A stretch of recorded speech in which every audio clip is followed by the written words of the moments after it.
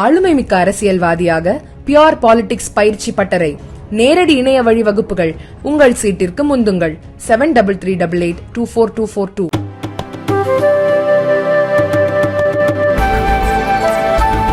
மதிப்பிற்குரிய இந்த நிகழ்ச்சியினுடைய தலைவர், என்னுடைய நூற்றாண்டு காலத்திற்காக நண்பராக இருக்கக்கூடிய உடன்பிறப்பு, நம்முடைய பாரதத்தின் பொக்கிஷம் என்று சொல்லக்கூடிய டாக்டர் வேந்தர், விஐடி வேந்தர் டாக்டர் ஜி விஸ்வநாதன் அவர்களுக்கு முதற்கண் என்னுடைய நன்றியை தெரிவித்துக் கொள்ள விரும்புகிறேன்.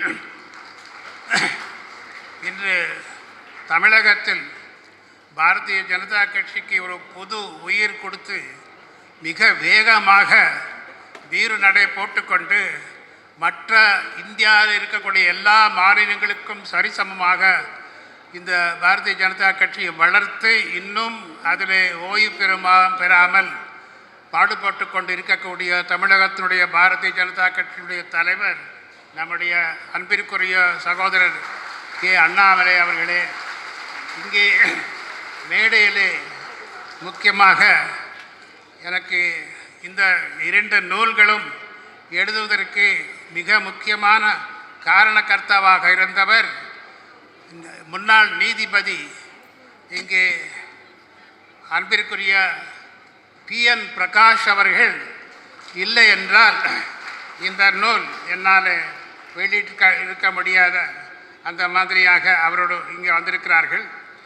இன்னும் மதிப்பிற்குரிய டெல்லியிலிருந்து வந்திருக்கக்கூடிய டாக்டர் ஆசீர்வாதம் ஆச்சாரி அவர்கள் டெல்லியிலிருந்து அங்கே டெல்லி அகில இந்திய பாரதிய ஜனதா கட்சியுடைய பிரதிநிதியாக இங்கே வந்திருக்கிறார்கள்.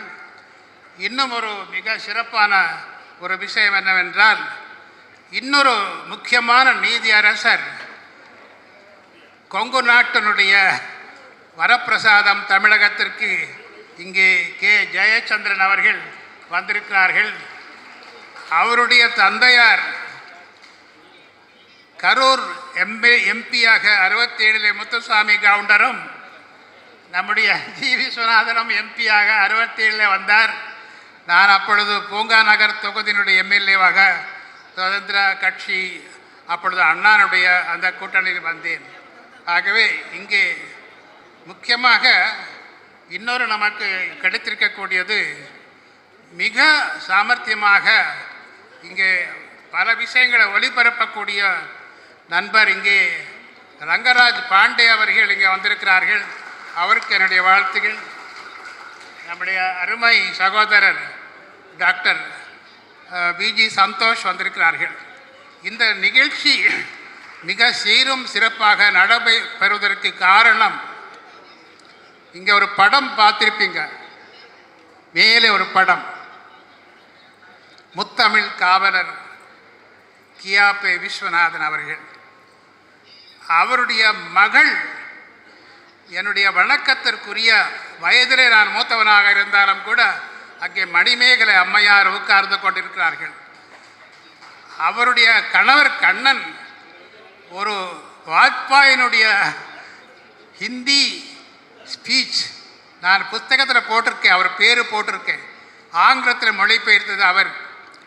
அதற்கு அவருடைய மகனாக நம்முடைய அன்பு தம்பி ஸ்ரீகாந்த் அவர்கள் இந்த நிகழ்ச்சியெல்லாம் ஏற்பாடு செய்திருக்கிறார்கள். இப்பொழுது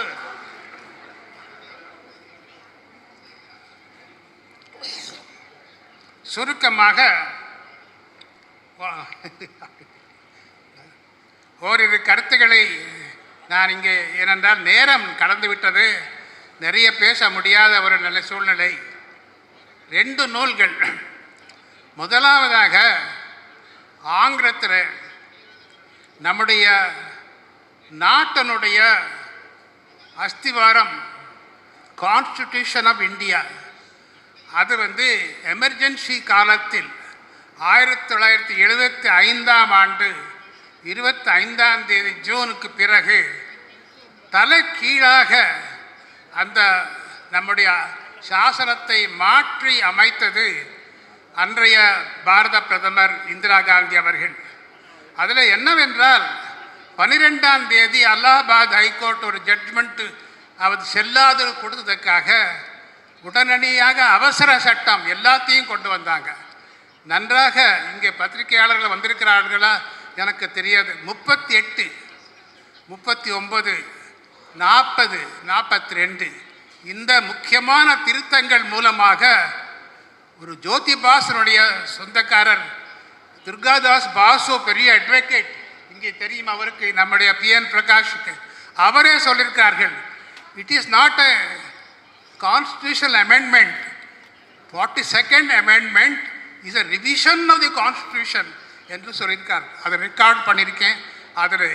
ஆகவே இன்று சிலர் கையிலே இந்த சாசன சபை this is the constitution book, it is constitution book என்று உலாவி வருகிறார்களே, அவருடைய பாட்டி தான் இந்த கான்ஸ்டிடியூஷனை குட்டிச்சவர் செய்தது என்பதை அதில் எழுதியிருக்கின்றேன். பிறகு நீங்கள் ஒரு கேள்வி கேட்கலாம், அப்படின்னா நீங்கள்லாம் இஷ்டம் போல பேசுறீங்க, சில பேர் மோடியை அப்படிலாம் திட்டுறாங்க, எப்படி முடியுதுன்னு கேட்குறீங்க.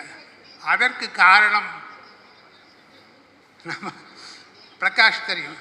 44வது அமெண்ட்மெண்ட் 1978 கொண்டு வந்து அந்த அதிகாரம் எல்லாம் நமக்கு வேண்டாம், திறந்து விடுவோம்.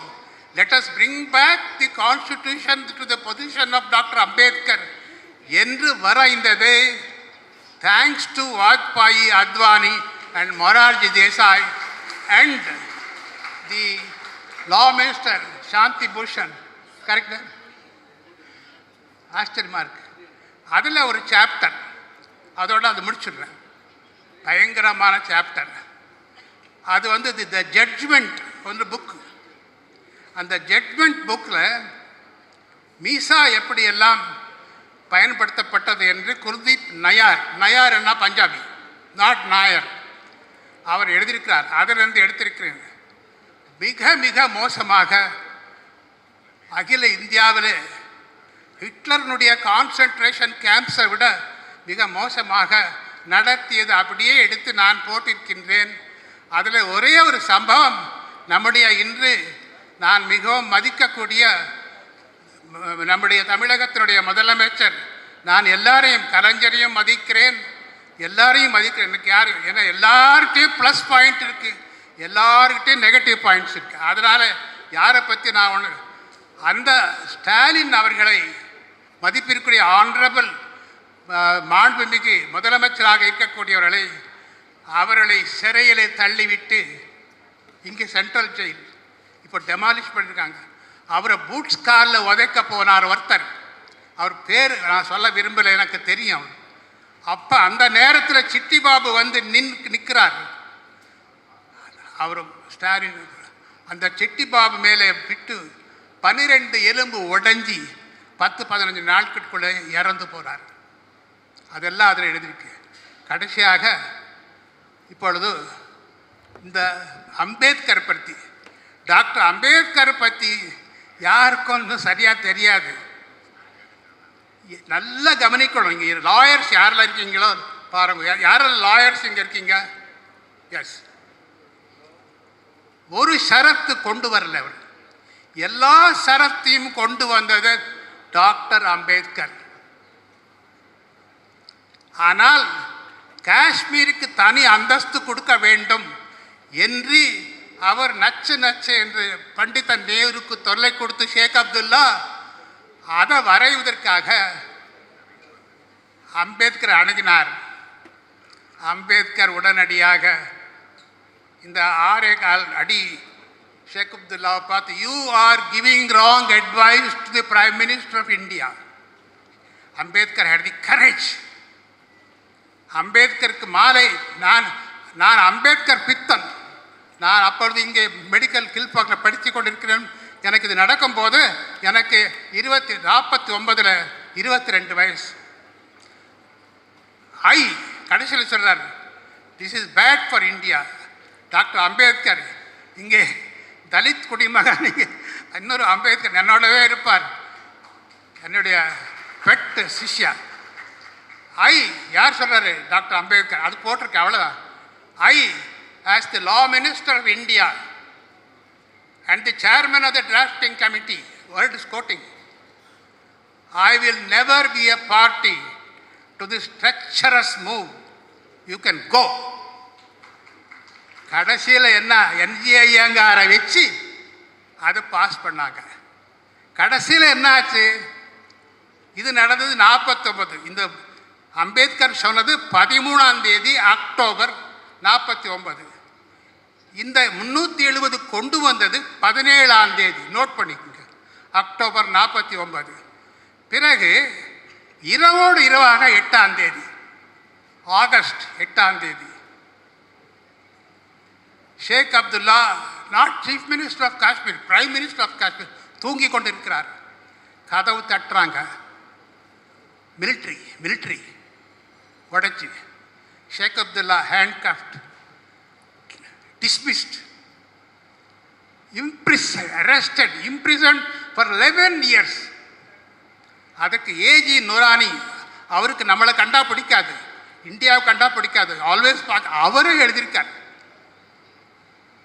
பிகாஸ் அவர் நான் எழுதலை, ஏன்னா நாளைக்கு நன்மையில் ஏஜி நூரானி கொட்டேஷன் இருக்கு. Probably they felt he was taking it towards Pakistan with the help of Article 370 அப்படின்னு ஏஜி நூரானி. பிறகு இங்கே அது டிஸ்மிஸ் ஆர்டர் போட்டது யாரு? டாக்டர் கரண் சிங். பக்கத்தில் டாக்டர் கரண் சிங், நானும் சி சுப்பிரமணியம் ஒன்றா சாப்பிடும்போது நான் கேட்டேன், ஏன் அவரை டிஸ்மிஸ், நீங்கள் ஏன் டிஸ்மிஸ் பண்ணீங்கன்னு கேட்டேன். No, Dr. Hande, I did not dismiss him. I was, as the Sadar E. Riyasat, Governor of J&K, I was asked at 9 p.m., 8th August, before 7th August, 9 p.m. to dismiss him. So I passed the orders. அப்படின்னு சொன்னார். ஆகவே இதெல்லாம் எல்லா விவரங்களும் இதில் போட்டிருக்கு. நான் கொஞ்சம் ஜாஸ்தியாக பேசினேன். இது எல்லாம் ரெக்கார்டட் பூரா இருக்குது. இதனை நீங்கள் படித்து பழைய சம்பவங்களுடைய, இப்போ இது சொல்கிறதுக்கு யாரும் உயிரோட இல்லை, எல்லாம் செத்து போயிட்டாங்க. நான் ஒருத்தன் தப்பிச்சுக்கிட்டு உயிரோட இன்னும் இருக்கிறேன். There is nobody who can tell this.